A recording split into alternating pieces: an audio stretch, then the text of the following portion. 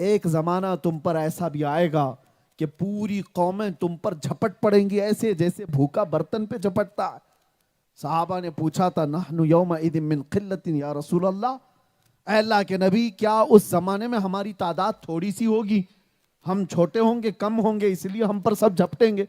حضور نے فرمایا ولکنکم کثیرون، نہیں بلکہ تمہاری تعداد بہت زیادہ ہوگی، غثاء کا غثاء السیل، لیکن تمہاری حیثیت سمندر کے جھاگ کی طرح ہوگی۔ پیوریٹی نہیں ہے، ایمان کی قوت نہیں ہے، ہواؤں میں اڑ جانے والا ایمان جس کا ہو اس کی تعداد سے کچھ نہیں ہوتا۔ اسی لیے میں کہتا ہوں لاکھوں کی، ہزاروں کی، کروڑوں کی بھیڑ جمع کرنے سے کچھ نہیں ہوتا، انقلاب آتا ہے تو ایک حسین سے آ جاتا ہے۔ میرے عزیزو ایک بات یاد رکھنا، ان کوڑا کرکٹ اور کچروں کے اندر ایسا نہیں ہے کہ سب بہہ جاتے ہیں، ہیرے ضرور ہوتے ہیں۔ ہیرا اگر کیچڑ میں گر جائے تب بھی وہ اپنی قیمت نہیں گنواتا، اپنی قیمت نہیں گنواتا۔ ایسوں میں ایک مرد قلندر تھا، احمد فاروقی سرہندی مجدد الف ثانی۔ ارے نوجوانی کا حال تھا، 27 سے 30 سال کی عمر شاید، اور اس عمر میں کھڑا ہوا اور کہا نہیں دین ہوگا تو میرے مصطفیٰ کا، اکبر کا نہیں، مصطفیٰ کریم نے جو دین پیش کیا وہی اسلام کی سچائی ہوگی۔ تم دوسرے کسی بھی دین کی پیروی کرو، اس سے غرض نہیں، لیکن اسلام نام سے وہی دین رہے گا جو آمنہ کے لال نے پیش کیا۔ میرے عزیزوں نوٹوں سے خریدا جانے والا وہ ایمان نہیں ہوتا، دولت کے انبار رکھ کر کے لوگوں کو خریدا جائے تو وہ ایمان نہیں ہے۔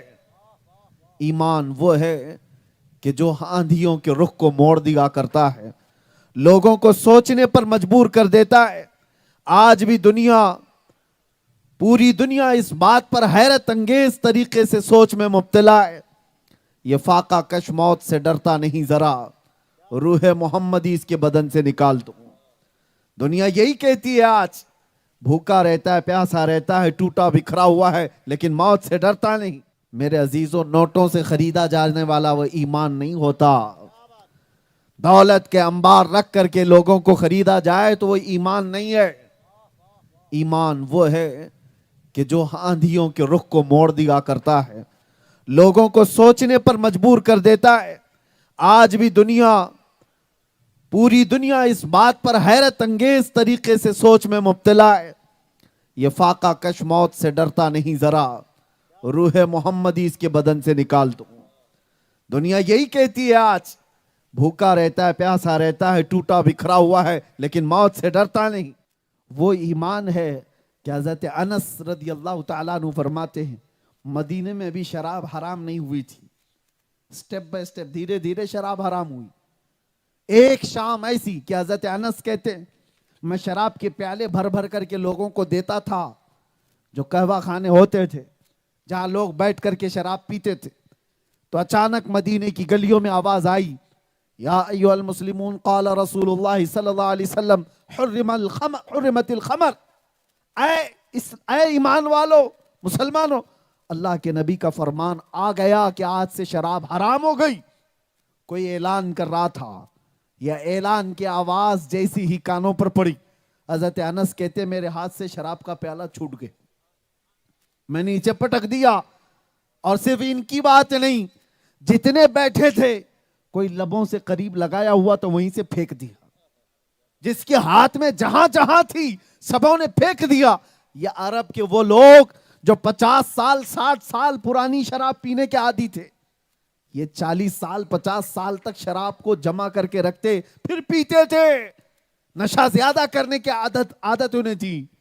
وہ حضرت انس کہتے ہیں ایک شام ایسی آئی کہ لوگوں نے اپنے ہاتھوں کے پیالے ہی نہیں پٹکے تھے، بلکہ ہر گھر میں جہاں جہاں شراب تھی سبوں نے مٹکے توڑ دیے۔ ایک رات مدینے کی ایسی تھی، ساری نالیاں اور سارے گٹر صرف شراب سے بہہ رہے تھے۔ ایک فرمان آیا تھا، ایک فرمان۔ میں کہتا ہوں میرے عزیزو یہ واقعہ میں نے کیوں کہا، حضرت انس کا یہ بیان سن کر کے میں یہ سوچتا ہوں ارے وہ صحابہ یہ بھی تو کہتے ارے ابھی تو یہ اعلان کر رہا ہے، ہم جا کے رسول اللہ سے پوچھ لیں گے صحیح میں ہے بھی کہ نہیں، پکا اعلان ہوا بھی ہے کہ نہیں۔ یا پھر آج اعلان ہوا ہے کل سے نافذ ہوگا؟ نہیں، صرف رسول اللہ کی طرف سے یہ بات آئی کہ حرام ہو گئی، سبوں نے پہلے پٹک دیے، یہ ایمان۔ میں آپ کو بتاؤں، نفسیات کی بات کر رہا ہوں، سائیکولوجی کی۔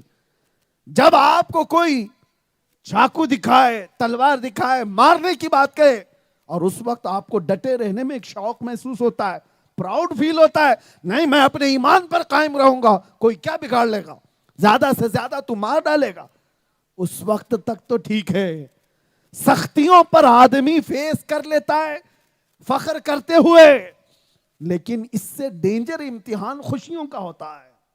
منبر نور پر جلوہ بار علماء ذویل احترام، مشائخ، سادات، حاضرین اہل سنت و جماعت، السلام علیکم ورحمۃ اللہ وبرکاتہ۔ السلام رحمۃ اللہ وبرکاتہ۔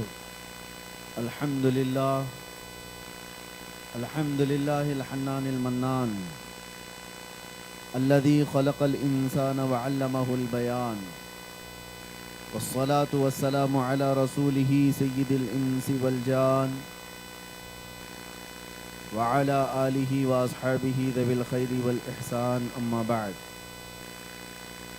وأعوذ بالله من الشيطان الرجيم، بسم الله الرحمن الرحيم، ومن يتوكل على الله فهو حسبه، إن الله بالغ أمره قد جعل الله لكل شيء قدرا، صدق الله مولانا العظیم۔ بارگاہ رسالت معاب صلی اللہ تعالی علیہ وسلم میں ایک بار درود پاک کا ہدیہ پیش کریں۔ اللہم صل علی سیدنا محمد معدن الجود والکرم وآلہ واصحابہ الکرام وابنہ الکریم وبارک وسلم صلاة دائمة سرمدا ابدا۔ عزیزان گرامی وقار، مجھے اندازہ ہے کہ ٹھنڈیوں کی رات میں آپ بیٹھے ہوئے ہیں، لیکن سنیوں کو ٹھنڈا کبھی نہیں ہونا چاہیے، ہمیشہ گرم رہنا چاہیے۔ ٹھنڈی لگ تو نہیں رہی ہے؟ سنی اندر سے بھی اور باہر سے بھی گرم ہی ہوتا ہے، اور عشق مصطفیٰ صلی اللہ تعالی علیہ وسلم کی گرمی وہ ایسی گرمی ہے جس کو اعلیٰ حضرت امام اہل سنت فاضل بریلوی رحمۃ اللہ تعالی علیہ فرماتے ہیں، اے عشق تیرے صدقے جلنے سے چھٹے سستے ہیں۔ اے عشق تیرے صدقے جلنے سے چھٹے سستے، جو آگ بجھا دے گی وہ آگ لگائی ہے۔ ہم نے جو آگ لگائی ہے اپنے اندر، یہ وہ آگ ہے جو جہنم کی آگ کو بھی بجھا دے گی۔ جو آگ بجھا دے گی وہ آگ لگائی ہے، پھر کے گلی گلی تباہ ٹھوکریں سب کی کھائی کیوں، دل کو جو عقل دے خدا تیری گلی سے جائے کیوں، جان ہے عشق مصطفیٰ روز فزوں کرے خدا، جس کو ہو درد کا مزہ ناز دوا اٹھائے کیوں۔ عزیزان گرامی وقار، رجب المرجب کا چاند نظر آ چکا ہے،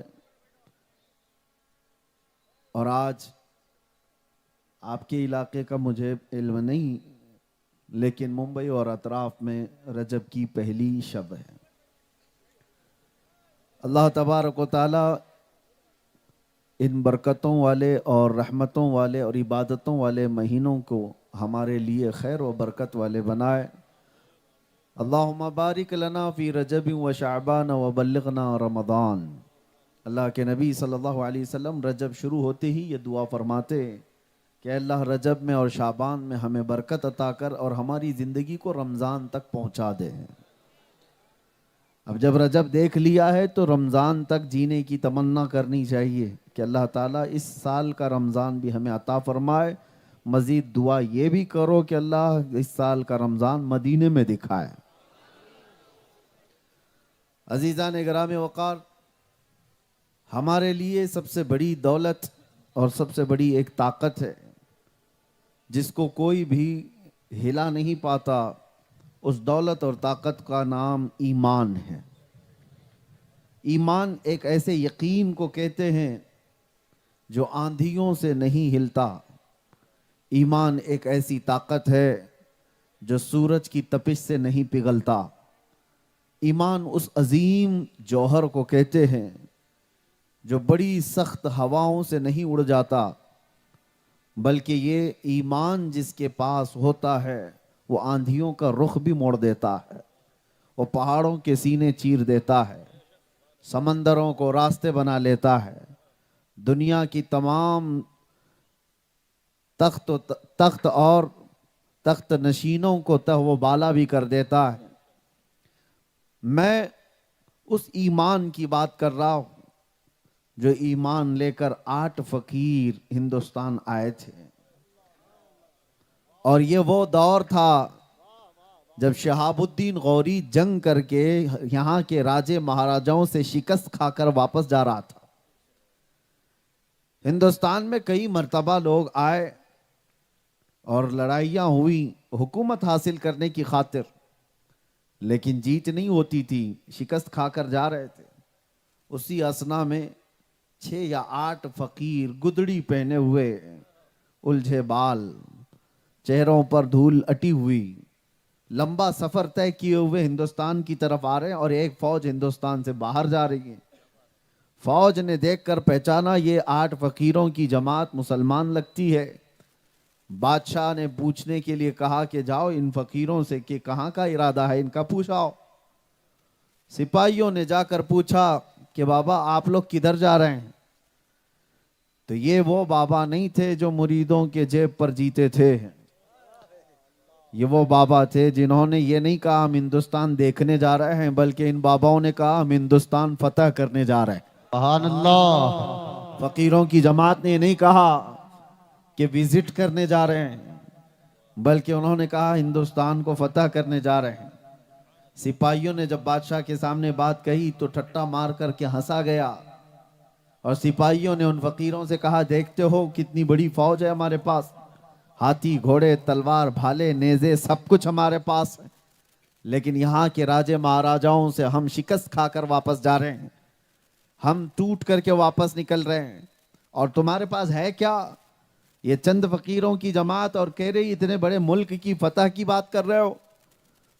تو بابا نے کہا میرا نام معین الدین حسن چشتی ہے، اور تیری فوج یہی ہاتھی گھوڑے ہتھیاروں کے بھروسے گئے تھے، معین الدین اللہ کے بھروسے پر جا رہا ہے، رسول پاک صلی اللہ علیہ وسلم کی عنایتوں میں جا رہا ہے. یہ وہ ایمان کی دولت ہے، اسی کو توکل کہتے، اسی کو یقین ہے. یہ جس انسان کے اندر آ جائے میرے عزیزو، وہ بڑی سی بڑی طاقتوں کی پرواہ نہیں کرتا. وہ ایمان آج ایسا پیدا کرو کہ لاٹھی ڈنڈے سے ڈرنے والا ایمان نہیں، ہواؤں کی سختیوں سے ڈرنے والا ایمان نہیں، بلکہ اس شخص کو منافق کہتے ہیں جو موسم دیکھ کر کے اپنے ایمان بدل لیتا ہے، اپنے چہرے بدل لیتا ہے، اپنے خد و خال بدل لیتا ہے، اس کو تو منافق کہتے ہیں. ایمان والا کیا ہوتا ہے؟ ایک صحابی ہیں عبداللہ بن حذافہ، روم کے ایک بادشاہ نے گرفتار کر لیا تھا صحابی کو، اور زیرک و دانہ اتنے تھے، عقل مند اتنے تھے کہ بادشاہ ان پر بولی لگا بیٹھا کہ یہ ایسا نوجوان مجھے میری پوری سلطنت کے لیے چاہیے، جو رسول اللہ کا ایک غلام، اور پیشکش بھی کر دیا عبداللہ بن حذافہ سے کہ تم آ جاؤ میرے دین میں، میری سلطنت میں وزیر بن جاؤ، اور میں تمہیں پیشکش کرتا ہوں تم جو مانگو گے وہ دوں گا. عبداللہ بن حذافہ نے کہا کس بات کی کہ دینے کی بات کر رہے ہو؟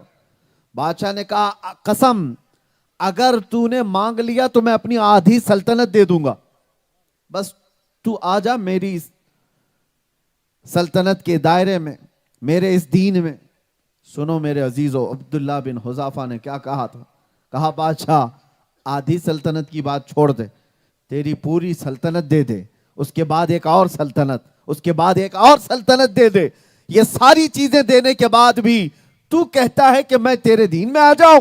قسم رب ذوالجلال کی، پلک جھپکنے کے برابر بھی میں اپنے نبی سے بے وفائی نہیں کر سکتا. नारे तकबीर। आंख झपकने के बराबर जो वक्त होता है, इतनी देर भी मैं अपने नबी पाक से गद्दारी नहीं कर सकता। मेरे अजीजों, नोटों से खरीदा जाने वाला वो ईमान नहीं होता। दौलत के अंबार रख करके लोगों को खरीदा जाए तो वो ईमान नहीं है। ईमान वो है कि जो आंधियों के रुख को मोड़ दिया करता है, लोगों को सोचने पर मजबूर कर देता है। आज भी पूरी दुनिया इस बात पर हैरत अंगेज तरीके से सोच में मुब्तला है। ये फाका कश मौत से डरता नहीं जरा, रूह मोहम्मदी इसके बदन से निकाल दो। दुनिया यही कहती है आज, भूखा रहता है, प्यासा रहता है, टूटा बिखरा हुआ है, लेकिन मौत से डरता नहीं। वजह क्या है? मैं कहता हूं मेरे अजीजों, ईमान का एक छोटा सा हिस्सा भी तुम्हारे अंदर आए तो तुम्हें दुनिया व माफिहा से बेखबर करके अल्लाह तबारक व तआला की बारगाह का बना देता है। और जिसका ईमान मुकम्मल हो जाए, जिसका ईमान कामिल हो जाए, हजारों बादशाह एक तरफ, उस फकीर का ईमान अपनी जगह पर।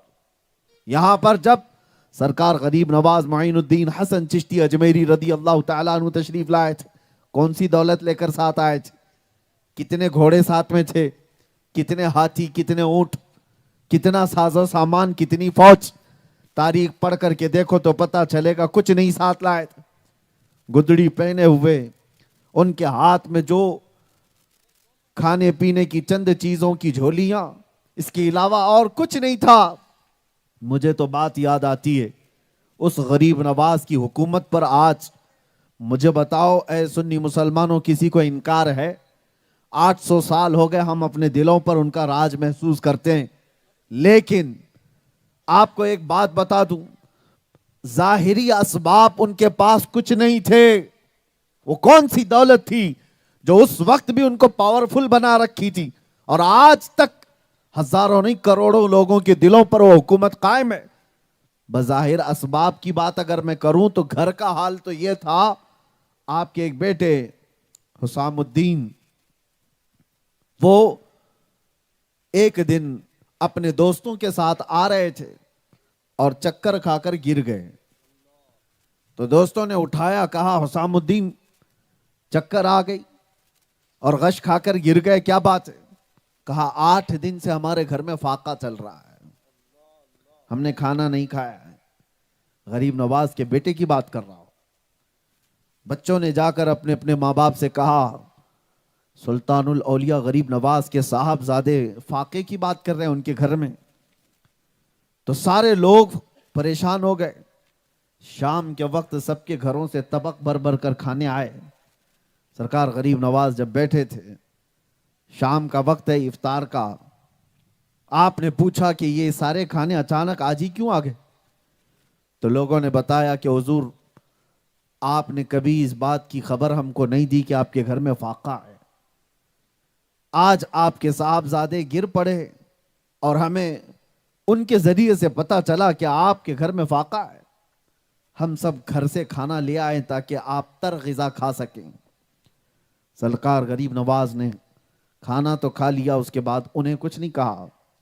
अपने घर जा करके अपने बेटे से कहते हैं, हुसामुद्दीन अब तुम मेरी निगाहों से दूर हो जाओ, इसलिए कि ये फाका मैंने लोगों के लिए नहीं, मेरे रब के लिए किया था। ये मेरा राज था, मेरे घर का राज था। तूने लोगों के सामने इफ्शा क्यों किया? मैं एक सिर्फ झलक बता रहा हूं, जो जाहिरी असबाब में फाके के अंदर जिंदगी गुजारता हो, लेकिन ताकत ऐसी कि अन्ना सागर को कह दे तो वो कूजे में भरा है। लेकिन ताकत ऐसी कि कोई अगर जादू दिखाने के लिए आसमानों पर उड़े तो अपने खड़ाओं से उसे नीचे भी उतार दे। ताकत ऐसी कि अगर इशारे कर दे तो उड़ते हुए सारी चीजें नीचे जमीन पर आ जाएं। मेरे अजीजों, वो ईमानी ताकत थी सरकार गरीब नवाज की। लोगों ने ये समझ रखा है माल और दौलत कसरत से जमा करने का नाम एक बहुत बड़ी ताकत है। हमने ऐसी ताकतों का जवाल भी देखा है, ऐसी ताकतों को लुटते हुए और आवारा होते हुए भी देखा है, जो दुनियावी ताकतें जमा करने पर पूरी जिंदगियां गुजार गए। कुछ लोग सख्ता में ताकत समझते हैं, हुकूमत हासिल कर लेने का नाम ताकत है, اور ان کی طاقت بھی ہم نے دیکھا ہے. ارے وہ گنڈے ہیں, 4 دن کی طاقت ہے, یہ ہمیشہ کی طاقت نہیں. پاور ہاتھ میں آ جانے کے بعد اگر غریبوں کے سروں پر کرسیاں بچھانے کا نام طاقت سمجھتے ہو تو یہ گنڈا گردی ہے اور چند دنوں کی ہے. اس طرح کی طاقتیں تو جنگلی جانوروں میں بھی آ جاتی ہیں. طاقت وہ نہیں ہے, طاقت وہ ہے. رسول کریم صلی اللہ تعالی علیہ وسلم کے ان اصحاب کو دیکھو, اور کس انداز کے یہ صحابہ تھے. پیروں میں چپل نہیں, ایک کھجور پر 10 صحابہ پورا دن گزارتے. ایک پیالہ دودھ پر 70 صحابہ پی کر کے پورا دن گزار لیتے. لیکن وہ 313 اگر نکل جاتے میدانوں میں, وہ 70 اگر نکل جاتے میدانوں میں, تو قیصر و کسریٰ جیسی شان و شوکت رکھنے والے بادشاہ بھی تھراتے تھے. طاقتیں یہ تھیں, اس لیے کہ ان اصحاب کے پاس مال و دولت کی جمع کی ہوئی طاقتیں نہیں, وہ ایمان کی طاقت تھی. ایمانی طاقت, یہ بہت عظیم طاقت ہے. اب میں آپ سے کہتا ہوں کہ یہ کیسے حاصل ہوگی. میرے عزیزو, پریکٹیکل آپ کو اپنی لائف میں لانے کی ضرورت ہے. کیسے حاصل ہوگی؟ کسی دکان سے نہیں ملتا ایمان. کہیں جا کر کے آپ پیسے خرچہ کر کے اپنے ایمان کو بڑھانے کی بات کریں, یہ ایمان کی دولت ایسے نہیں ملتی. آپ اپنے پریکٹیکل لائف میں دیکھیں, اللہ ایک ہے, یقین ہے یا نہیں؟ اللہ سب سے بڑا ہے, یقین ہے کہ نہیں؟ دن میں کتنی مرتبہ بولتے ہو اللہ اکبر, اللہ سب سے بڑا ہے. یہ تمہارا زبانی کلمہ ہے. اسی پر اپنی زندگی کو پریکٹیکل لے کر کے جانا, یہی ایمان ہے. تم نے کہا اللہ سب سے بڑا ہے, تو پھر تمہارا یقین اب دنیا میں دیکھنے کو چاہیے, دیکھنے کو ملنا چاہیے کہ تم نے اللہ کو سب سے بڑا کہا ہے, تو کیا اپنی تمام چیزوں میں اس کو بڑا مانتے ہو کہ نہیں؟ طاقت و قوت میں اس کو بڑا حاکم مانتے ہو کہ نہیں؟ جب آپسی جھگڑے ہو جائیں تو حاکم کس کو مانتے ہو؟ جب تمام معاملات آ جائیں, مصیبتیں آ جائیں, تو سب سے بڑا حاکم اور طاقتور کس کو مانتے ہو؟ زندگی کے ہر شعبے میں جب تم اللہ تبارک و تعالیٰ کی متعلق عقیدہ امپلیمنٹ کر کے دکھاؤ, تب پھر تمہارا ایمان بڑھتا ہے. ایمان ایسے دکانوں سے خریدنے سے نہیں ملتا. ایمان تمہاری اپنی لائف کی زندگی میں ہر شعبے میں اس یقین کو بڑھانے کا نام ہے. اس یقین کو, کبھی کبھار تو ایسے معاملات آتے ہیں میرے عزیزوں, ہم بھی دنگ رہ جاتے ہیں. اللہ نے فرمایا ان مع العسر یسرا, ہر تکلیف کے بعد آسانی ہے. 2 بار یہ آیت آئی ہے. یقین ہونا چاہیے کہ نہیں ہونا چاہیے؟ ایمان اسی کا نام ہے. اللہ نے جو فرمایا اس پر یقین کرنا, یہ ایمان ہے. اب اللہ نے فرمایا ہر تکلیف کے بعد آسانی ہے. اب یہ بولنے کو آسان ہے, ہم بھی کسی کو نصیحت میں کہہ دیتے ہیں, لیکن میں جانتا ہوں قید کے دوران ایک بوڑھے قیدی کو جب میں نے بات کیا, 22 سال سے جیل کے اندر ہے, اور اس بیچارے کو دیکھا نماز کبھی نہیں چھوڑتا, کبھی نماز نہیں چھوڑتا, بلکہ مصلی پھٹ چکا ہے. قرآن جس پہ پڑھتا ہے وہ عورق پھٹ چکے ہیں. 22 سال کس کو کہتے ہیں میرے عزیزو؟ آدھی زندگی ختم ہو گئی. بیٹھنے کے وقت ہم تو 4-6 مہینے کے قیدی, اور کوئی 22 سال کا تھا.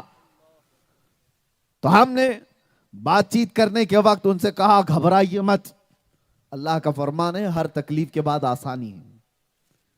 اللہ نے فرمایا ہر تکلیف کے بعد آسانی. ہنس کر کے اس بوڑھے قیدی نے کہا کہ مولانا بولنا آسان ہے, یہ بولنا آسان ہے, 22 سال سے یہ آیت میں پڑھتے ہوئے آ رہا ہوں, لیکن شیطان ہر بار دل پہ کچوکے لگاتا ہے. کہاں ہے وہ آسانی جو تیرا رب کہہ رہا ہے؟ کہاں ہے وہ آسانی؟ سال گزر گئے, 5 سال, 10 سال, 20 سال, 22 سال, اور تیرا رب تو کہہ رہا ہے ہر تکلیف کے بعد آسانی. اس قیدی کی بات میرے دل پر لگی. ہم کس کو نصیحت کر رہے تھے اور یہ ہم کو نصیحت کر رہا. اور اس نے کہا کہ مولانا میں جانتا ہوں آپ میری بات سے پریشان نہ ہوں, میں نے صرف اس لیے کہا کہ کچھ باتیں ایسی ہیں جو بولنے میں بڑی آسان ہیں, اور اس پر عمل کر لے جانا یہ ایمان کا بہت بڑا حصہ ہے. میں تو صرف اس بات پر زندگی گزارتا ہوں. میرا رب کا فرمان آج بھی سچا ہے, 22 سال کیا 72 سال بھی وہ اندر رکھے تو یقین ہے اس کے بعد آسانی آئے گی. اس نے جب فرمایا تو آسانی آئے گی، یہ یقین کے ساتھ جیتا ہوں. یہ اور بات ہے کسی کو 1 دن کے بعد آسانی مل جائے، کسی کو 1 مہینے کے بعد مل جائے، کسی کو سال بھر بعد مل جائے، وہ ارحم الراحمین ہے. اگر ہم طے کریں کہ آسانی کل ہونا چاہیے تو کیا ہم خدا کے برابر ہیں؟ ہم نہیں طے کر سکتے. اس آیت پر یقین رکھنے والے ایسے قیدی کو بھی میں نے دیکھا. میرے عزیزو، ایمان ایسی پریکٹیکل لائف میں آتا ہے. زندگی گزرنے کے وقت جو معاملات تمہارے بیچ آتے ہیں اس پر یقین کرنے کا نام ایمان ہے. ہم تو دیکھتے کتنے تو ایسے ہیں جائیداد کے معاملات پر لڑ بھڑ کر کے آئے ہیں. کچھ بھائی بہنوں کا حق مار کر کے بیٹھے ہیں، کچھ بہنیں بھائیوں کو وراثت سے بے دستبردار کر کے بیٹھی ہوئی ہیں، بے دخل کر کے بیٹھی ہوئی. بہت سارے ایسے لوگ ہیں جنہوں نے اپنے وارثین کا حق مار دیا. اور جب یہ معاملات مفتی شرع کے پاس پہنچتے ہیں، مفتی شرع بتائے تمہیں کہ تمہارا اتنا حق ہے، تمہاری بہنوں کا اتنا حق ہے. یہ اللہ نے قرآن میں فرمایا، پورا صفحہ موجود ہے، یوصیکم اللہ فی اولادکم للذکر مثل حظ الانثیین. وراثت کے پورے احکام اللہ نے بیان کر دیے. ماں کا کتنا حق ہے، باپ کا کتنا حق ہے، بیٹیوں کا کتنا ہے، بھائیوں کا کتنا ہے، بہنوں کا کتنا ہے، کتنے قسم کے بھائی ہیں، وہ سب چیزیں بیان ہو گئیں قرآن پاک میں. اب ہم سامنے رکھ دیں یہ جھگڑالو لوگوں کے کہ تمہارا اتنا حق ہے، تمہارا اتنا حق ہے، وہ لپیٹ کر کے نکل جاتے ہیں. دیکھا جائے گا کورٹ سے جو ہوگا ہم دیکھ لیں گے. مولانا کی بات ہم کو سمجھ میں نہیں آتی، ہم کورٹ سے دیکھ لیں گے. کورٹ سے بھی 5 سال 10 سال، کچھ تو 35 سال لڑائی کرتے ہیں مال و اسباب کے لیے.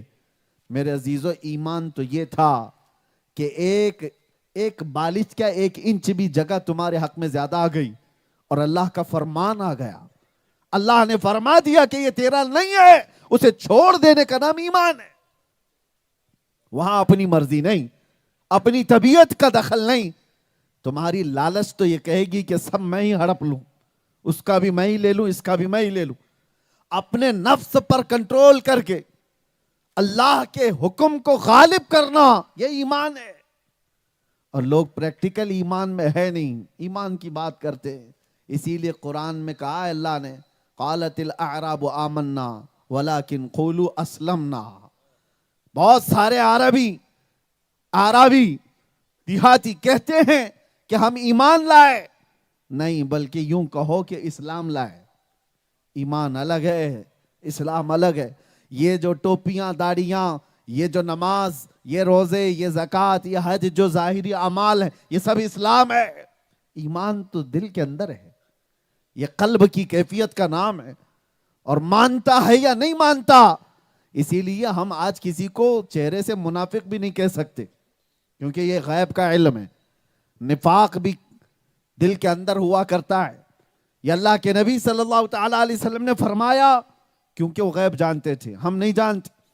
اسی طرح ایمان دل کے اندر موجود کیفیت کا نام ہے، اور وہ جتنا مضبوط ہو جائے یقین، اتنے پاورفل تم بنتے چلے جاؤ گے، اتنے تم طاقتور بنتے چلے جاؤ گے. آپ کو پتا ہے اللہ کے نبی صلی اللہ تعالیٰ علیہ وسلم نے جو ارشاد فرمایا مومن کی طاقت کے بارے میں، حضور فرماتے ہیں اتقوا فراست المؤمن فإنه ينظر بنور اللہ. مومن کی، ایمان والے کی فراست سے ڈرو، اس لیے کہ جب وہ دیکھتا ہے تو اللہ کے نور سے دیکھتا ہے. مومن کی فراست کو اللہ کے نبی نے فرمایا وہ کون سا مومن ہے؟ جس کا ایمان مضبوط ہو گیا. یا اولیاء کاملین، غوث اعظم کا ایمان، غریب نواز کا ایمان. آپ سنتے ہیں نا یہ کرامتیں کہاں سے؟ یہ تو دلوں کے حالات بھی جانتے تھے. جب محفل میں کوئی آیا تو اسے دیکھ کر پہچان لیا. شیخ محی الدین ابن عربی ایک محفل میں بیٹھے ہیں، بہت سارے لوگوں کی جماعت آئی اور قالین پر بیٹھے تھے، ان کی کرسی لگی تھی. اچانک جذب کے عالم میں آپ نے کہنا شروع کیا، اے لوگو تمہارا خدا میرے پیروں کے نیچے رہتا ہے، تمہارا خدا میرے پیروں کے نیچے رہتا ہے. سب بھڑک گئے کہ ان کو کیا ہو گیا شیخ کو کہ بھٹک گئے، بہک گئے، کفریہ جملے کہہ رہے ہیں، خدا کی شان میں ایسے الفاظ، سب اٹھ کے بھاگ گئے کہ یہ تو گمراہ ہو گئے، کافر ہو گئے۔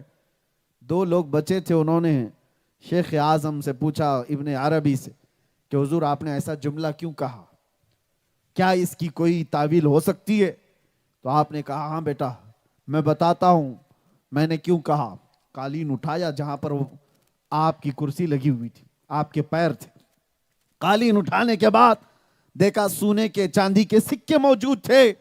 کہا میں نے اسی لیے کہا کہ وہ اس کو خدا مانتے ہیں، یہ دولت کے پجاری تھے جتنے آئے ہوئے تھے، یہ وہ اس کی عبادت کرتے تھے، اس لیے میں نے کہا تم جس کی عبادت کرتے ہو میرے پیروں کے نیچے رہتا ہے، تم جس کو خدا سمجھتے ہو، میں نے اللہ کا لفظ نہیں استعمال کیا،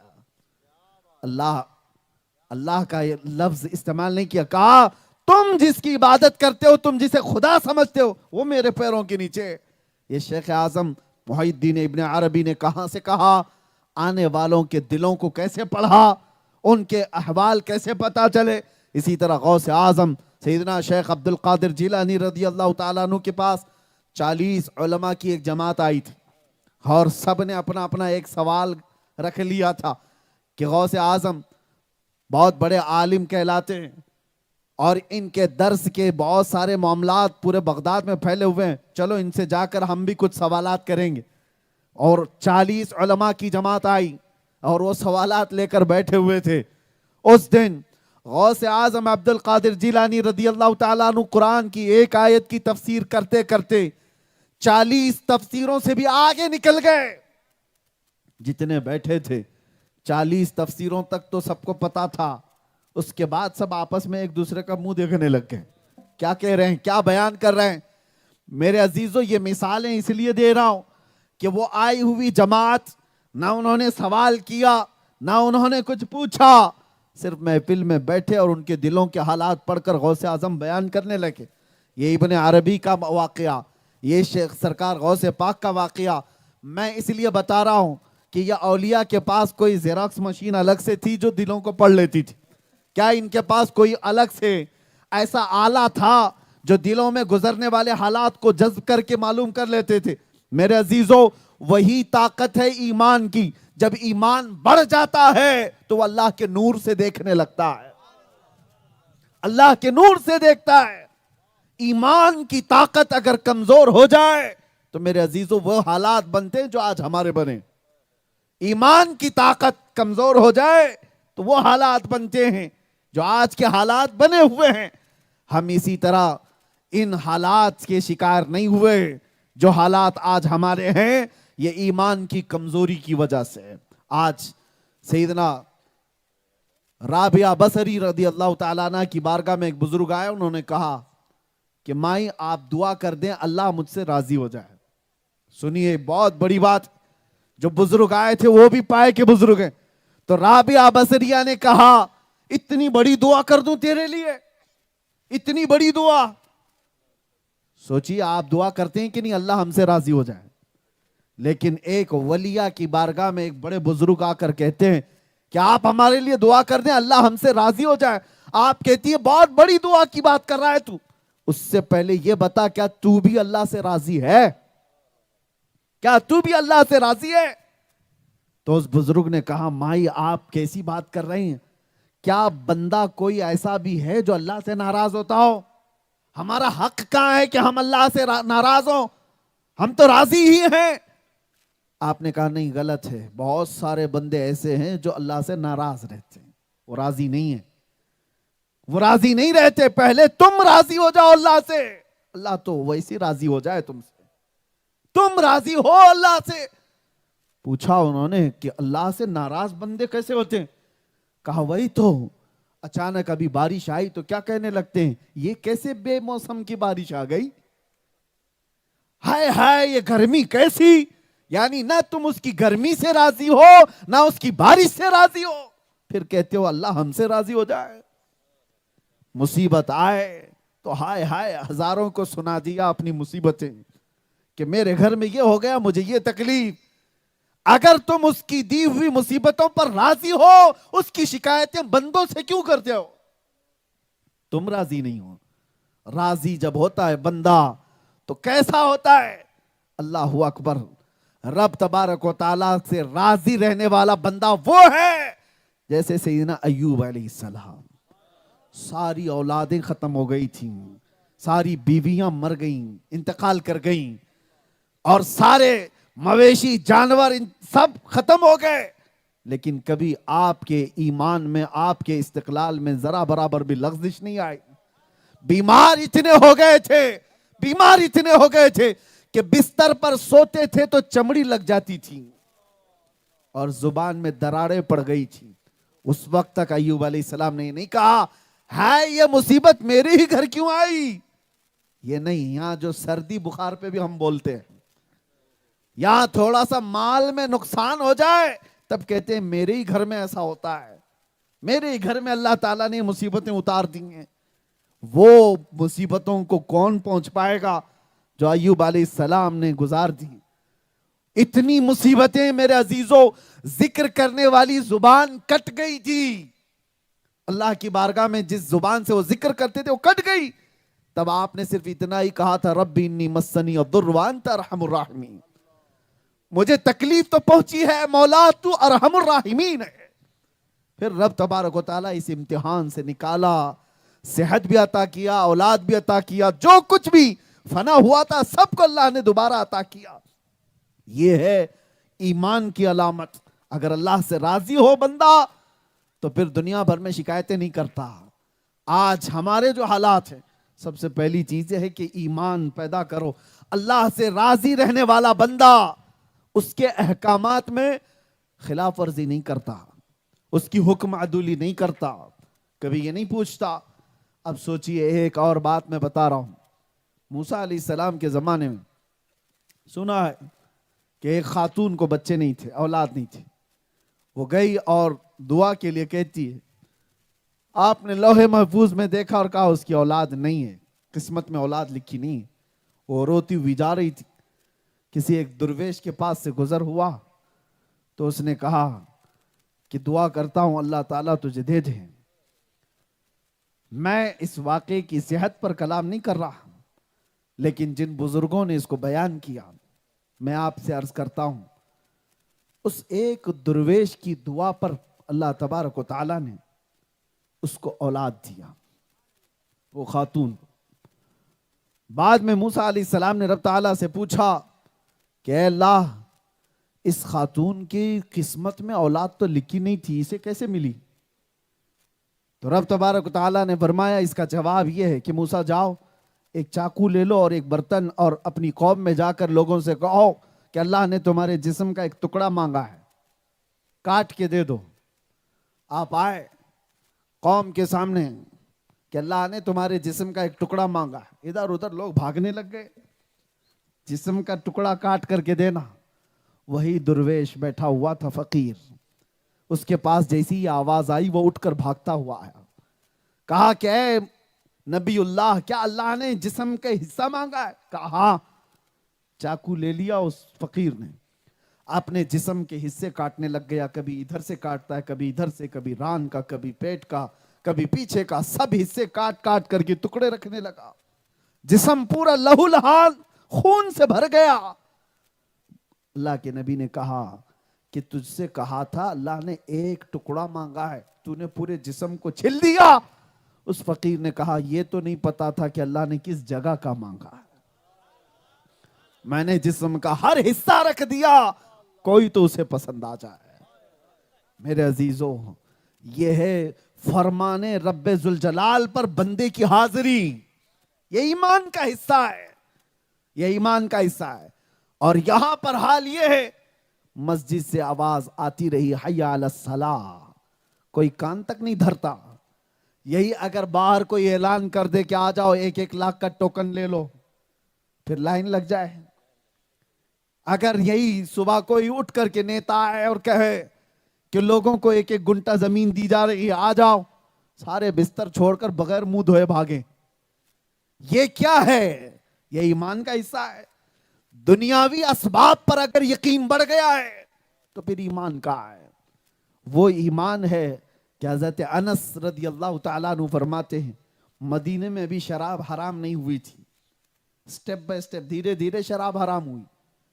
ایک شام ایسی کہ حضرت انس کہتے ہیں میں شراب کے پیالے بھر بھر کر کے لوگوں کو دیتا تھا, جو قہوہ خانے ہوتے تھے جہاں لوگ بیٹھ کر کے شراب پیتے تھے. تو اچانک مدینے کی گلیوں میں آواز آئی, یا ایھا المسلمون قال رسول اللہ صلی اللہ علیہ وسلم حرمت الخمر.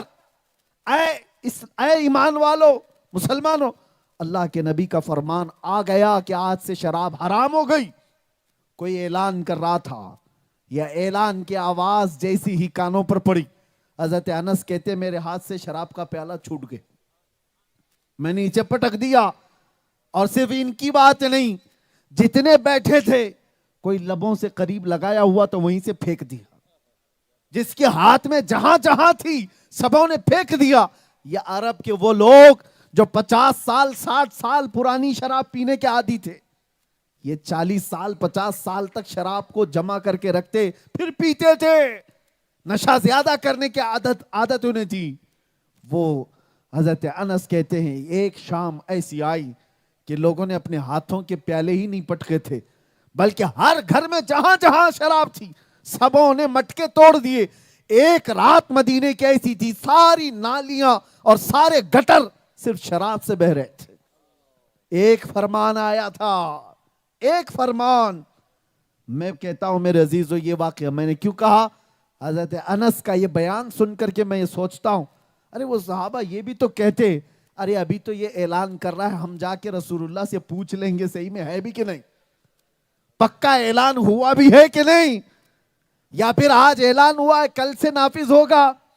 نہیں, صرف رسول اللہ کی طرف سے یہ بات آئی کہ حرام ہو گئی, سبوں نے پیالے پٹک دیے. یہ ایمان, برسوں پرانی اپنی عادت کو ٹھوکر مار دینا فرمان رسول کے آگے, یہ ہے ایمان. اگر یہ ایمان نہیں آیا ہے تو صرف نعروں سے اور صرف دعووں سے کوئی طاقت نہیں آتی. ہم ہزاروں نہیں کروڑوں کی تعداد میں ہیں آج. یہی تو میرے آقا صلی اللہ علیہ وسلم نے فرمایا, یوشک ان تداعی علیکم الامم کما تداعی الاکلۃ الی قصعتها. ایک زمانہ تم پر ایسا بھی آئے گا کہ پوری قومیں تم پر جھپٹ پڑیں گی ایسے جیسے بھوکا برتن پہ جھپٹتا ہے.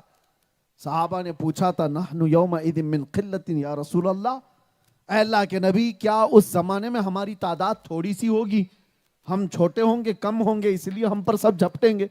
حضور نے فرمایا ولکنکم کثیرون, نہیں بلکہ تمہاری تعداد بہت زیادہ ہوگی. غثاء کا غثاء السیل, لیکن تمہاری حیثیت سمندر کے جھاگ کی طرح ہوگی. پیوریٹی نہیں ہے, ایمان کی قوت نہیں ہے. ہواؤں میں اڑ جانے والا ایمان جس کا ہو اس کی تعداد سے کچھ نہیں ہوتا. اسی لیے میں کہتا ہوں لاکھوں کی, ہزاروں کی, کروڑوں کی بھیڑ جمع کرنے سے کچھ نہیں ہوتا. انقلاب آتا ہے تو ایک حسین سے آ جاتا ہے, انقلاب آتا ہے ایک صلاح الدین سے آتا ہے, انقلاب آتا ہے تو ایک اورنگزیب سے بھی آتا ہے, انقلاب آتا ہے تو ایک ٹیپو شہید سے بھی آتا ہے. بڑی تعداد اور بہت سارے افراد جمع کرنے سے نہیں کام ہوتا. اسی لیے جس نے کہا وہ سچ کا ہے, کوانٹیٹی نہیں کوالٹی چاہیے. اخلاص اور ایمان کی دولت جہاں ہو دنیا اس سے گھبراتی ہے, ڈرتی ہے. میں نے دیکھا ہے میرے عزیزو, علماء تو بہت سارے ہیں اور ہزاروں کی تعداد میں, لیکن ماضی قریب میں 80 اور 70 کی دہائی میں اگر جائیں, 70s کی بات کر رہا ہوں, بڑے بڑے علماء بھی تھے اور نام کے مولوی بھی تھے, کثرت تھی بہت سارے ہندوستان بھر میں سارے جگہوں پر. لیکن وقت کی پاورفل طاقت حکومت ڈرتی تھی اعلیٰ حضرت کے شہزادے مفتی اعظم ہند سے, جن کا حال یہ تھا فقیرانہ زندگی گزارنے والے وہ مرد قلندر. لیکن دنیا کو خوف اتنا کیوں تھا؟ اس لیے کہ جس کے اندر ایمان کی طاقت زیادہ ہوتی ہے بڑی بڑی حکومتوں کو اس سے ڈر لگتا ہے, خوف ہوتا ہے. انہیں اندازہ ہے کہ یہ ادھر سے ادھر کر سکتا ہے. آپ سوچو کہ جب اکبر جیسا تاناشاہ اس اکھنڈ بھارت پر جس نے حکومت کیا ہے, صرف یہ ہندوستان نہیں, اس وقت کا ہندوستان بہت بہت بڑا تھا، اس کی سیمائیں افغانستان تک جاتی تھی. یہ ہندوستان پر راج کرنے والا اکبر، اس نے 1000 سال جب ہو گئے دین حضور پاک صلی اللہ علیہ وسلم کی وفات کے، تو اس نے یہ اعلان کیا کہ یہ اسلام 1000 سال پرانا ہو گیا، اب ایک نیا دین لاؤں گا میں. اور نیا دین دین الہی کے نام سے شروع کیا. اور وقت ہے، طاقت ہے، پیسہ ہے، بادشاہت ہے، فوج ہے، سب کچھ ہے.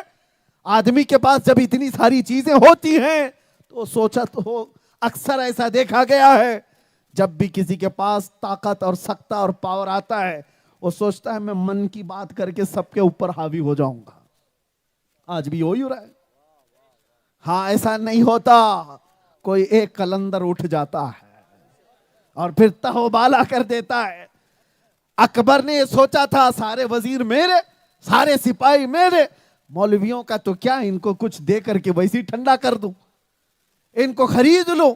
دین الہی کا اعلان ہو گیا، جگہ جگہ پر سب جگہ اعلان ہو گیا کہ نیا دین اب دین الہی ہوگا. میرے عزیزو ایک بات یاد رکھنا، ان کوڑا کرکٹ اور کچروں کے اندر ایسا نہیں ہے کہ سب بہ جاتے ہیں، ہیرے ضرور ہوتے ہیں. ہیرا اگر کیچڑ میں گر جائے تب بھی وہ اپنی قیمت نہیں گنواتا، اپنی قیمت نہیں گنواتا. ایسوں میں ایک مرد قلندر تھا، احمد فاروقی سرہندی مجدد الفسانی.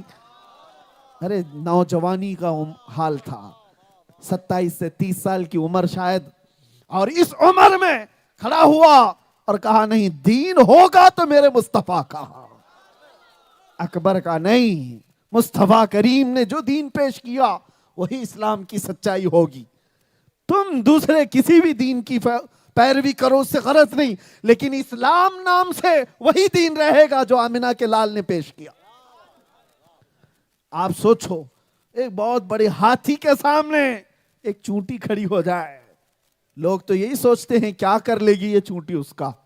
لیکن دیکھا ہے دنیا میں اکبر اپنی پوری طاقت کے ساتھ جب یہ دیکھ رہا ہے کہ احمد فاروقی سرہندی ایک عالم دین ہے، دین اسلام کے لیے کھڑا ہو گیا، اور لوگ اس کی باتیں سننے بھی لگ گئے ہیں. اور جگہ جگہ یہ بات پھیل گئی کہ وقت کے بادشاہ کا لایا ہوا پلان چوپٹ ہو سکتا ہے. بادشاہ نے اٹھایا اور عالم دین کو جیل میں ڈال دیا. یہی کیا جا سکتا ہے. اور کیا کرو گے؟ اس کے آگے پھانسی ہے، اور کیا کرو گے؟ اس سے زیادہ کیا ہے؟ اکبر نے اٹھایا مجدد الفسانی کو گوالیار کی جیل میں بند کر دیا. علماء ربانین سے میں کہتا ہوں جیلوں کی باتوں سے ڈرا مت کریں. ہم ان منزلوں سے گزر کر کے آئے ہیں یہ سوچ کر کے کہ یہ پہلی بار نہیں، ہم تو اپنے آبا و اجداد کی سنت پہ عمل کرتے آ رہے ہیں. ہاں بزرگوں کی سنتیں ہیں. ارے ہمارے اسلاف تو وہ ہیں جن کو بادشاہوں نے ایسی جیل میں رکھا ہے کہ سورج بھی نہیں دیکھ سکا. امام موسیٰ کاظم اہل بیت کے بڑے امام، 7 سال آپ کو خلیفہ وقت نے قید میں ایسا رکھا تھا آپ نے سورج نہیں دیکھا، جنازہ آپ کا جیل سے نکلا ہے.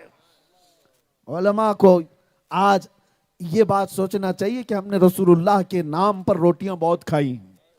دنیا نے جو کچھ بھی ہمیں دیا ہے وہ میرے مصطفیٰ کے نام پہ دیا ہے. یہ جو عزتیں ہیں ممبروں پر بیٹھنے کی، یہ ہمارے باپ داداؤں کے گھروں سے لائی ہوئی نہیں ہے، یہ میرے مصطفیٰ کے نام سے ہے. وہ جو نہ تھے تو کچھ نہ تھا، اور وہ جو نہ ہو تو کچھ نہ ہو. جان ہے وہ جہان کی، اور جان ہے تو جہان ہے. اکبر نے قید تو کر دیا گوالیار کی جیل میں. مجدد الفسانی کا کیا بگاڑا؟ اس عالم ربانی نے یہ کہتے ہوئے قبول کر لیا قید کو کہ یہ اللہ تعالیٰ کی منشا ہے، میں اس کا بندہ ہوں، جب تک وہ چاہے آزاد مجھے رکھے، اور جب تک وہ چاہے قید میں رکھے، چاہے تو وہ روٹی کھلائے چاہے تو وہ پتہ کھلائے. وہ رحمان ہے، وہ خالق ہے میرا. یہ ہے ایمان. اندر جانے کے بعد ہوا یہ کہ بادشاہی مر گیا، ختم ہو گیا، وہ چلا گیا. سال بیت گئے، گزر گئے، بیٹا تخت پر بیٹھا، اور جیل سے 8 سال کے بعد تقریباً ایک کوئی قاصد آیا اور آ کر کے جہانگیر سے کہتا ہے جو اب بادشاہ تھا، کہا بادشاہ سلامت، گوالیار کی جیل میں بڑا معاملہ ہو گیا. کہا کیا ہوا ہے؟ کہا آپ کے باپ نے ایک مولانا کو قید کر دیا تھا، جیل میں ڈال دیا تھا 8 سال پہلے. دین الہی کو ختم کرنے نکلا تھا وہ مولوی، اسے اندر ڈال دیا گیا تھا. کہا پھر ہوا کیا؟ کہا حضور بات یہ ہے اس ایک مولانا نے 8 سال کے اندر 700 قیدیوں کو عالم بنا دیا ہے. 700 قیدیوں کو. وہاں تو قرآن کی تفسیر چل رہی ہے, حدیث کا درس چل رہا ہے, اذان ہوتی ہے, اقامت ہوتی ہے, جماعت سے نمازیں ہو رہی ہیں. یہ ہے ایمان کی علامت. ایمان کو خریدا بھی نہیں جا سکتا اور اس کو میلا بھی نہیں کیا جا سکتا. وہ جہاں ہوگا وہاں پر اپنی رنگینیاں بکھیرتا رہے گا. میرے عزیزو, دنیا نے یہ سارے معاملات کر کے دیکھے, لیکن ایمان کی طاقت جہاں ہو وہ ٹس سے مس نہیں ہوتی, وہ ساری چیزوں کو قبول کر لیتی ہے. اب تمہارا بھی امتحان ہے آج کے حالات میں. دیکھیں, ہمیشہ سختیاں ہی نہیں امتحان لیتی, خوشیاں بھی امتحان لیتی. ہاں, سختیوں میں امتحان دے سکتا ہے بندہ, یہ سوچ کر کے اس کو پراؤڈ فیل ہوتا ہے. میں آپ کو بتاؤں, نفسیات کی بات کر رہا ہوں, سائیکولوجی کی. جب آپ کو کوئی چاقو دکھائے, تلوار دکھائے, مارنے کی بات کہے, اور اس وقت آپ کو ڈٹے رہنے میں ایک شوق محسوس ہوتا ہے, پراؤڈ فیل ہوتا ہے, نہیں میں اپنے ایمان پر قائم رہوں گا, کوئی کیا بگاڑ لے گا, زیادہ سے زیادہ تو مار ڈالے گا, اس وقت تک تو ٹھیک ہے. سختیوں پر آدمی فیس کر لیتا ہے فخر کرتے ہوئے, لیکن اس سے ڈینجر امتحان خوشیوں کا ہوتا ہے. یہ سختیوں کے ذریعے سے جو امتحان ہوا, ہو سکتا ہے پاس ہو جاؤ, لیکن کبھی لڑکیوں کا حسن سامنے آ گیا, کبھی دولت, کبھی شباب, کبھی کباب تمہارے سامنے رکھ دیے گئے, تمہیں تو پتہ ہی نہیں چلا کہ کب سامنے والا ڈاکو ایمان لے لیا. میرے عزیزو, صرف سختیاں امتحان نہیں لیتی ایمان کا, بسا اوقات خوشیاں بھی ایمان لیتی ہیں. اسی لیے ہم نے بہت سارے مالداروں کو دیکھا, مال آتا ہے تو اتنی چربی پہلے آ جاتی ہے کہ دین کا مذاق اڑانے لگتے ہیں. کتنے ایسے مالدار ہیں, انہیں ایسا لگتا ہے مسجد کی صفوں میں کھڑا ہونا یہ غریبوں کا کام ہے. ہم تو بڑے اسٹیٹس والے لوگ ہیں, ہمارا اسٹیٹس الگ ہے, ہم بڑے لوگوں میں بیٹھتے ہیں. مولانا جیسے لوگوں کے سامنے ان کے ساتھ اٹھنا بیٹھنا ہمارا کام نہیں ہے. مال آنے کے بعد بھی امتحان ہے تمہارا, اور کبھی حسن امتحان لیتا ہے, کبھی جائیداد امتحان لیتی ہے, اور یہ امتحانات بہت سخت ہیں ایمان کے لیے. یہاں ذرا برابر بھی ڈگمگائے تو میرے عزیزوں بہت خطرناک انجام ہے.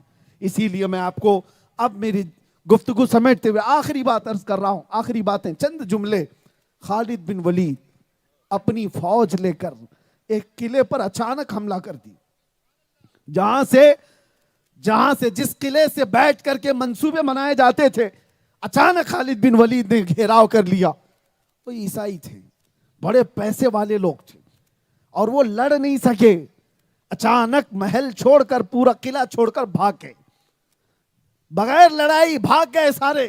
توجہ چاہتا ہوں علماء بھی, ایک بہت بڑا ریزن آج کا تمہیں مل جائے گا میری اس بات سے کہ لوگ ڈرے سہمے کیوں ہیں, ڈرتے کیوں ہیں, سہمے ہوئے کیوں رہتے ہیں, اس کا ریزن آپ کو مل جائے گا.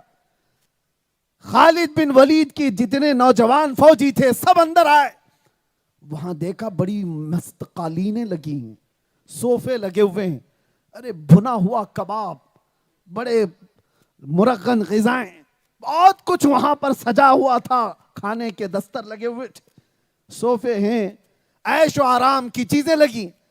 تو جو نوجوان صحابہ تھے سب آئے جمع کرنے کے لیے کہ مال غنیمت ہے, دشمن چھوڑ کر بھاگا ہے, لو اب جس کے حصے میں آئے گا یہ تقسیم ہوگا. خالد بن ولید نے کہا خبردار کوئی ہاتھ نہ لگاؤ, دور ہٹ جاؤ.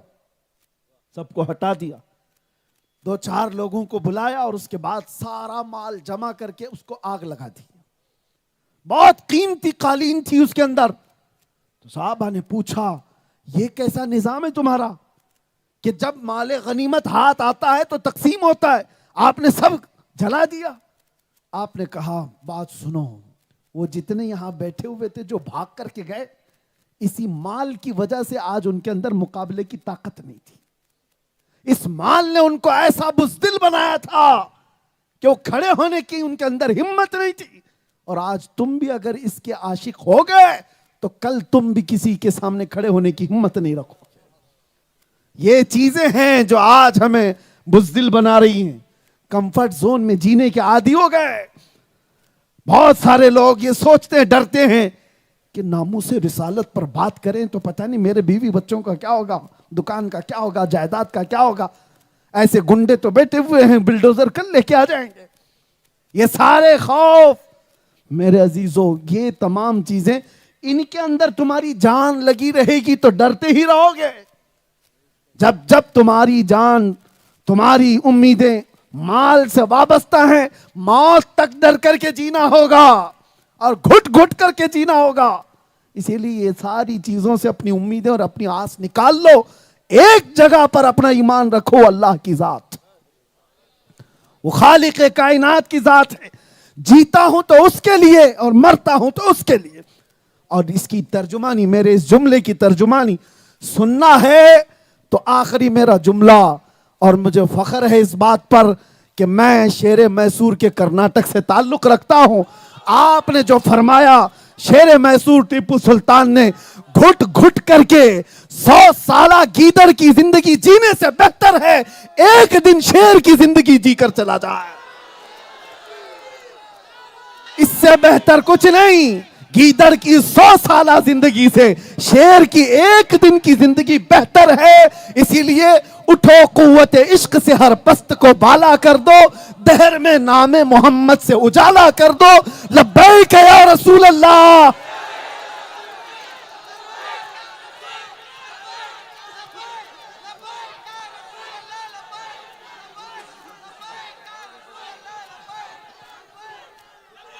ذمہ داروں سے گزارش ہے حضرت کی گلپوشی کریں. گلپوشی کا انتظامیہ کمیٹی سے گزارش ہے پہلے حضرت کو گلپوشی کر دیں، اس کے بعد صلاۃ و سلام پڑھی جائے گی. صلاۃ و سلام کے لیے کھڑے ہو جائیں.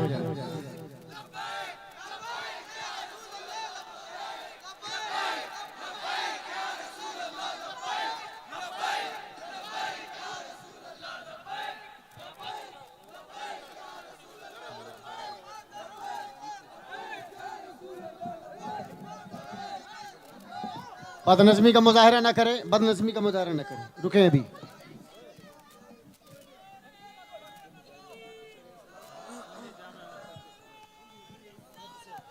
اے شہنشاہ مدینہ الصلاۃ والسلام، زینت عرش معلا الصلاۃ والسلام. اے شہنشاہ مدینہ نام، جب فرشتے قبر میں جلوہ دکھائے آپ کا، جب فرشتے قبر میں جلوہ دکھائے آپ کا، ہو صبح پر پیارے آقا، ہو صبح پر پیارے آقا، الصلاۃ والسلام. شہنشاہ مدینہ الصلاۃ والسلام، زینت عرش معلا الصلاۃ والسلام. شہنشاہ مدینہ میں وہ سننی ہوں جمیل قادری مرنے کے بعد، میں وہ سننی ہوں جمیل قادری مرنے کے بعد. میرا لاشا بھی کہے گا، میرا لاشا بھی کہے گا الصلاۃ والسلام.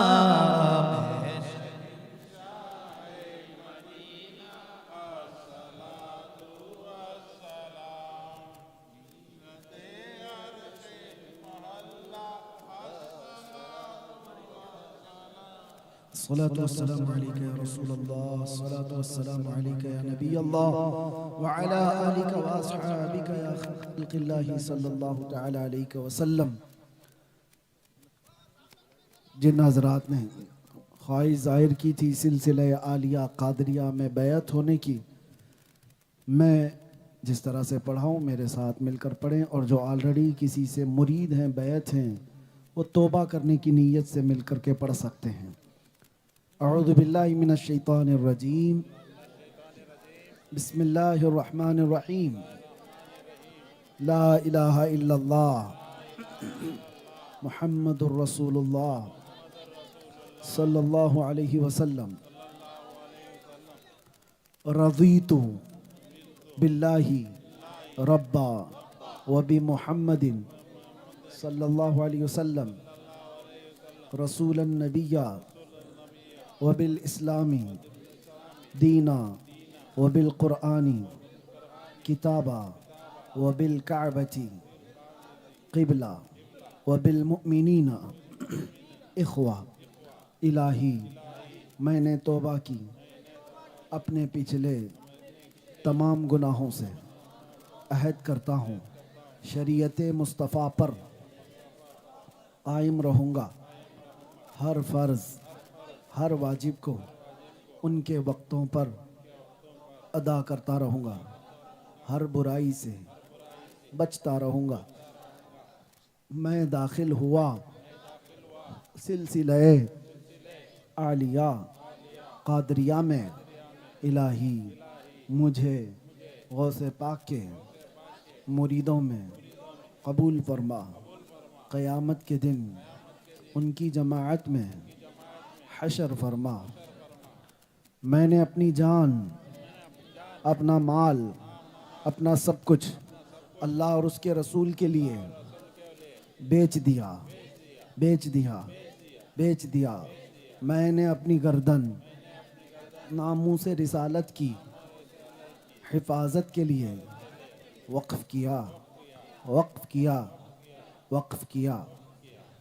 ان اللہ اشترى من المؤمنین انفسهم واموالهم بان لهم الجنہ يقاتلون في سبيل الله فيقتلون ويقتلون وعدا عليه حقا في التوراة والإنجيل والقرآن ومن أوفى بعهده من الله فاستبشروا ببيعكم الذي بايعتم به وذلك هو الفوز العظيم. الہ العالمین ستار العیوب غفار الذنوب قدیر جبار خدا اس محفل پاک کو شرف قبولیت عطا فرما. یہاں پر جتنے حاضر آئے سب کو نکلنے سے پہلے بخشیوں میں شمار فرما. اے اللہ ہمارے صغیرہ کبیرہ تمام گناہوں کو معاف کر دے. ہم سب کو گناہوں کی بیماری سے شفا عطا فرما. اے اللہ اس پورے علاقے میں جتنے خوش عقیدہ سنی مسلمان ہیں سب کے ایمان, عمل, عقیدے کی, آبرو کی, عزت کی حفاظت فرما. اے اللہ سب کو بری بیماریوں سے محفوظ فرما. جو ان میں بے مقروض ہیں ان کے قرضوں کو آسان کر دے. اے اللہ جو بے اولاد ہیں انہیں صاحب اولاد بنا دے. جو بے جوڑ ہیں انہیں نیک و صالح رشتے عطا کر. اے اللہ کریم خدا جو بے روزگار ہیں انہیں حلال روزیاں عطا کر. ہماری ماؤں, بہنوں, بچیوں, بیٹیوں, بہوؤں, بیویوں سب کو ہم نے تیرے حوالے کر دیا. ان کی عزتوں کی حفاظت فرما. اے اللہ جو ناحق مقدمے اور جیلوں میں ان کو آزاد کر دے. پاسبان ملت اور محافظ ناموس رسالت حضرت مولانا قمر غنی عثمانی صاحب کی رہائی عطا فرما. اللہ ان کو قید سے آزادی عطا کر دے. اے رب کریم قیامت تک ہماری نسلوں میں عاشقان مصطفیٰ پیدا فرما. ہماری اولاد کو بدعقیدہ اور گمراہ ہونے سے محفوظ کر دے. نہ جانے یہ آنکھیں کب ہمیشہ کے لیے بند ہو جائیں. مولا ان آنکھوں کے بند ہونے سے پہلے ایک بار تیرے حبیب پاک کے چہرے کی زیارت نصیب فرما. ان اللہ وملائکتہ یصلون علی النبی یا ایھا الذین آمنوا صلوا علیہ وسلموا تسلیما.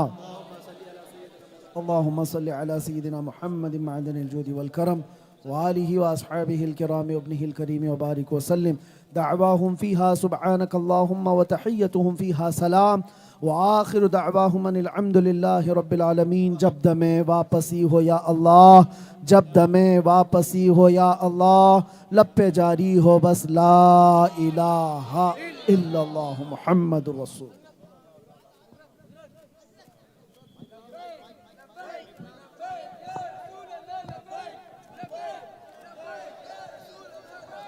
بد نظمی کا مظاہرہ نہ کریں.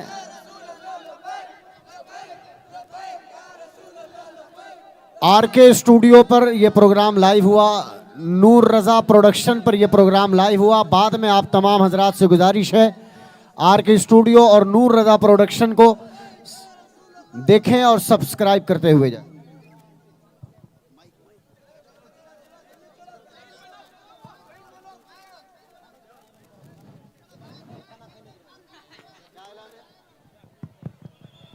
हेलो, जो हजरात खाना नहीं खाए हैं बराए करम खाना खाकर तशरीफ ले जाएं। जो हजरात अब तक खाने नहीं खाए हैं बराए करम आप हजरात खाने खा लें उसके बाद तशरीफ ले जाएं।